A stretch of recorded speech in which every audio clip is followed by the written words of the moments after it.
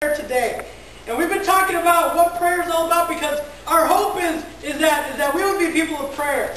That prayer would grow in our life, that we would pray more. Yeah. And so today I want to begin by talking about directions. How many of us are good with understanding directions? Amen. Any of us not good? Any of us not good? Let's go there. All right? I am not good with taking directions at all. In fact, if I were to put something together, I don't know if you're like this, but if I'm supposed to put something together, I normally just toss the directions, because for some reason, I always get confused. I just wish they had little pictures to show me what I'm supposed to do, and then I would be happy. Good example is I got my digital box, the digital box for television. Beginning June 12th, it's already passed. I no longer will be able to watch regular television. I need this box, all right? And so I tried to set it up, and needless to say, I'm still having lots of problems with it.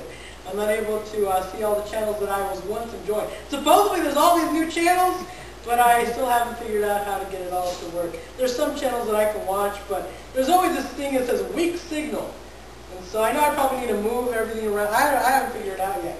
But that's just the way it is. I'm not really good when it comes to certain directions. Sarah, on the other hand, is awesome when it comes to directions. Sarah has this patience to read through the book and figure out exactly how the thing works. I, on the other hand, just want to enjoy it and get it over with, It's like, hurry up, I don't know what it is. I just don't like directions. And I think what it really comes down to is I get confused. I always feel like there's something missing from the directions. I don't know if you ever felt that way. But I always feel like there's something big missing that for some reason they pulled something out just to be mean. I don't know what it is. But it's as if I just can't figure it out. The directions are so important. Because without directions, we really don't know how certain things work. And again, I would just wish that they would just make it simple. There's a story about this guy who was in trouble. He was in the doghouse with his wife, and so he decided to send some flowers to her. Okay? And he made the directions very simple. He told the florist exactly what he wanted. He wanted to say, "I'm sorry, comma, I love you." I mean, it sounds like simple directions, but the florist got it wrong. What the florist wrote down was, "I'm sorry, I love you." No comma.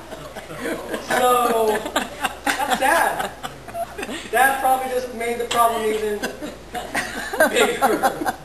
Because again, we're not good when it comes, some of us aren't good when it comes to directions.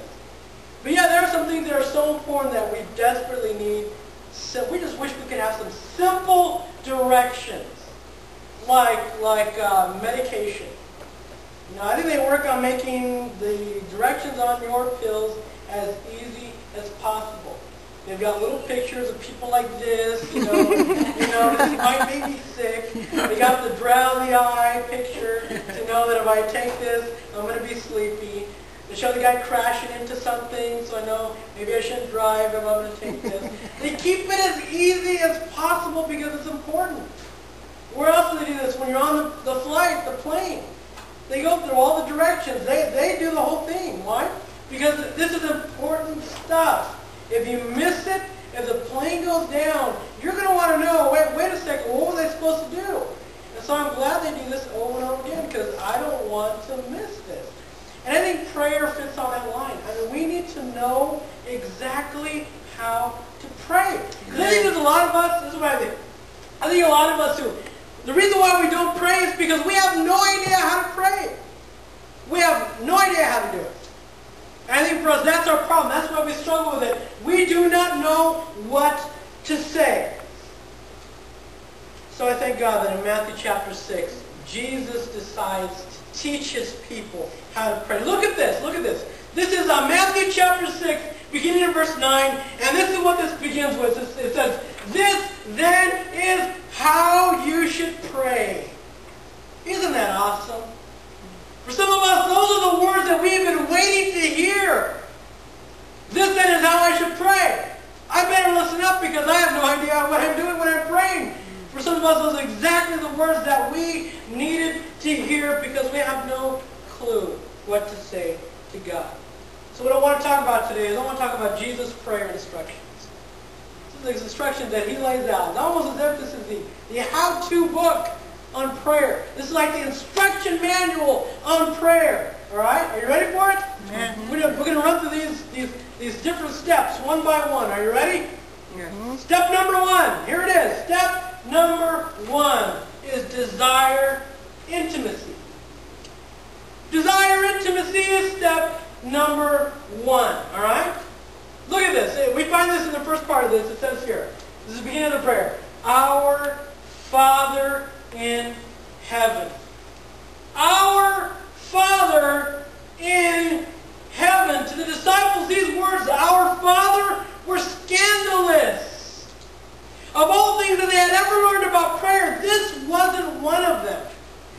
They would never say God's name out loud, let alone call God Father. It was too intimate. It was too personal. I can imagine them thinking something like, what gives us the right to talk to God that way? God is holy. What right do I have to call God my Father?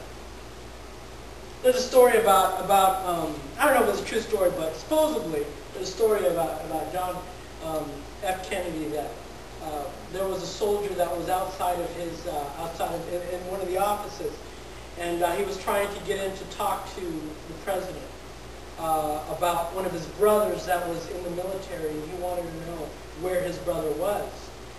And in the process of this, he wasn't able to get in, and he got really upset, and he began to cry. He sat there just crying. The little boy walked up to him and said, "Hey, why are you crying?"